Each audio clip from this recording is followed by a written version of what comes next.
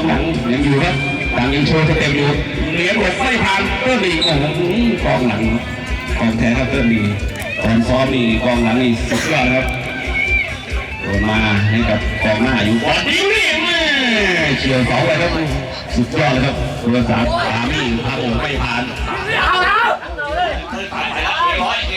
พี่บอลไม่ผ่านปุ๊บสบายถึงได้บอลอีกครั้งหนึ่งถึงได้บอลพันใส่ดีเดียวเบอร์แปดจะได้ติดนี้มาครับผมโยนยาวไหมเพื่อนไม่ผ่านโอ้ฮะต้นโดนยังได้ติดมุมอีกครับผมกดดันไปเรื่อยๆครับผมตามสวนกดดันไปเรื่อยๆที่ขวาบ้านสวนโยนยาวมันเลือดไม่ขึ้นมาเด่นตัวไส้อะเบอร์สียิงลูกนี้ไม่ผ่าน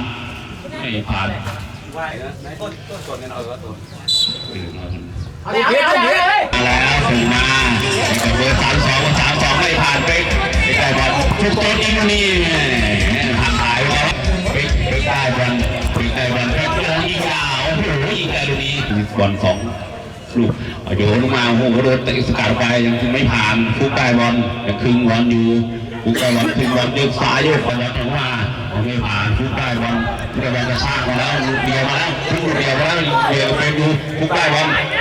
ฟุกคึงมาแล้วให้เบอร์32โยนยิงจริงหรือนะครับกำลังดีๆครับโยนยาวไปไม่ผ่านเติ้ลอีกแล้วพอโผล่ขึ้นมาบอลลงมากับโยนอีกไม่ผ่านบอลได้บอลให้กับเปได้บอลส่งให้ตั้งโอ้ลูกนี้แรงขนาดครับเมื่อกี้ถูกไหมครับผมปรับแย่ด้วยประตูมาโยนให้กับต้นโผล่มาไม่ผ่านกองหลังไม่ผ่านต้นได้บอลจริงได้บอลแล้วไม่พลาดครับพุ่งโต๊ะได้บอลเต็มยิงมาได้บอลส่งให้กัน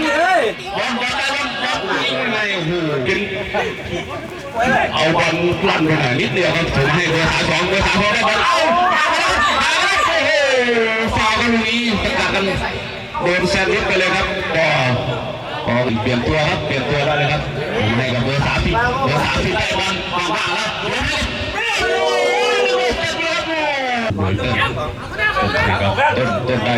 ต้นได้บอลกดมากระชากไว้ไม่ผ่านเฟรมนะครับกรรมการปล่อยให้เล่นครับให้กับดังได้บอลอยู่ดูเพื่อนไม่ผ่านคือครับติดบ้านสวนอยู่ไม่ผ่านเบอร์32ที่มาไม่เป็นบอลของบ้านสวนไม่เป๊กเบอร์7ได้บอลอีกเพื่อนให้กับดังได้บอลบอลดาวนะครับต้นได้บอลโชว์แล้วต้นตาปีแล้วไปครับส่งให้กับต้นเบอร์8ดูบอลยังไม่เชื่องแต่กับน้ำได้บอลยิง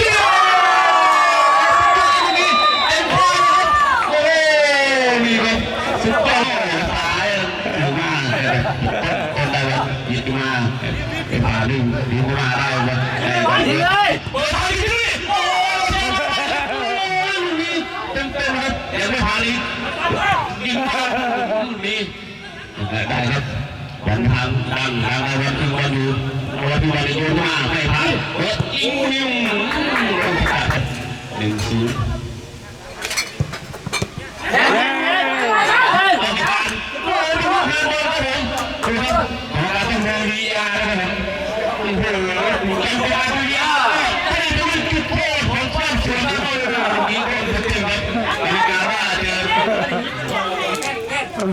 พิ่งกระถิ่นเนี่ย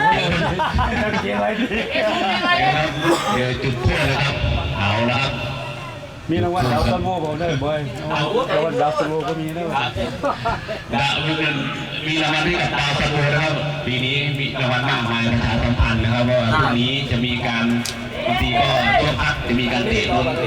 จุดโทษนะครับถามว่าอะไรขึ้นมาได้ครับเอาละเป็นการเตะจุดโทษครับการดาวครับผมตีอยู่แล้วตอนนี้เอาละ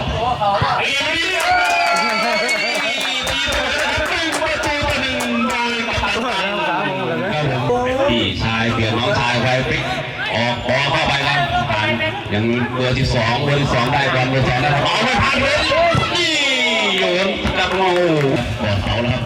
ยิงมาอีกนี้มีแหมเป็นไปหน่อยไม่ผ่านบิ๊กตี้มาแล้วครับได้กับน้ำนี่ครับดูครับยิง ยนครับคู่นี้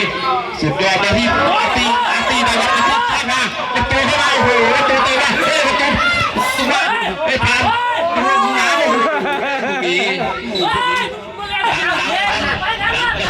การตัวมาให้เพื่อนครั้งหนึ่งเบอร์3วอดวันวันชมกันไปกันโอ้โหข้างไปกรรมการไปครับนี่เป็นน้ำเบอร์5ส่งให้เพื่อนปามี่ได้บอลแล้วปามี่มาเพื่อนปามี่กระชากอยู่ปามี่ส่งให้เพื่อนเบอร์5น้ำไปวันนี้ครับเงินจากที่เด็ดมาครับเจอกับฟุตโต้ได้ครับฟุตโต้ดีนี่ไม่ผ่านทีมครับบอลจะตัดไปทีมไม่จะตัดนี่เสร็จนะครับลูกนี้เป็นลูกทุ่งครับผมมาให้กับต้นได้บอลอยู่เป็นหนูต้นกระชากมาให้กับอีกมาเอาลูกนี้ไม่ผ่านของโยนสาดมาไอ้เกมได้บอลอยู่บอลส่งมาให้เบอร์12ได้บอลเบอร์3ไม่ผ่านต้นครับผมลูกนี้สบายครับผมมาส่งให้กับปามี่ส่งให้กับอาร์ตี้เลยบอลส่งให้กับปามี่ไม่ผ่านของแหลงสาดมาก็ไม่ผ่านบางคนเอาทีมไม่ผ่านดีเลยทางนี้ครับทางแล้วครับฟุตบอลดีดีทางไม่ผ่านครับผมไปครับดีไปครับประตูกรรมการให้เป่าเล่นไปแล้วฝั่งกรรมการเนี่ยไปแล้วเดี๋ยวที่บอลได้บอลเมื่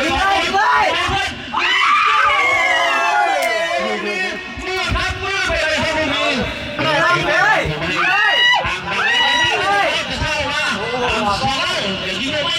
ดังจริงเลย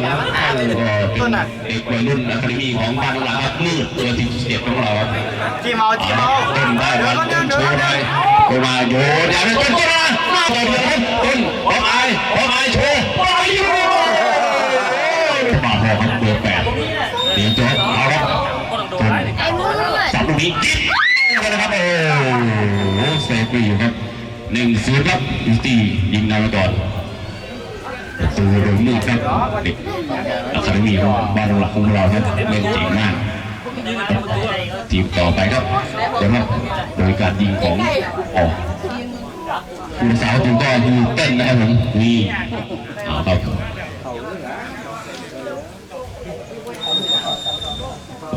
สับลูกนี้ยิงไปผิดทางแล้วมันจะล้มแบบรู้ว่าถึงหางด้วยนี่ครับดึงประตูต่อ1นะผมเฮ้ยน่าจิตเตะเขาไว้เนาะคนต่อไปครับพี่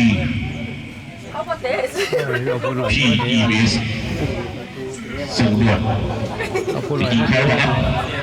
เอาละครับยิงมือก็เตรียมตัวครับยิงนิ้วโอ้โหประตูครับเรียบร้อยครับพี่ไม่เดียวญาติเขาญาติอะไรอีกเอาละครับผู้สารตัวก็เปลี่ยนเป็นฟุตโต้ยิงของฝั่งบ้านสวนเป็นดังพันกว่าครับ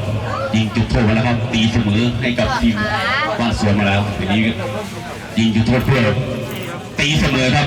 เพราะว่เขานำไปแล้วครับผมยูนิตี้นำไปแล้วดังพันกรสับลูกนี้ดีนี่เป็นว่ายาวยิงอะไรครับหัวซ้ายอย่าของอีกนะว่าซ้ายอย่าของ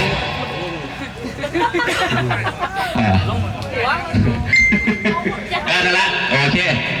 เอาครับเตะกลางมันไม่ได้บอกกันไม่ยิ่งไม่ได้บอกถือตายเอาแล้วกรรมการตัดลูกนี้ครับน้ำ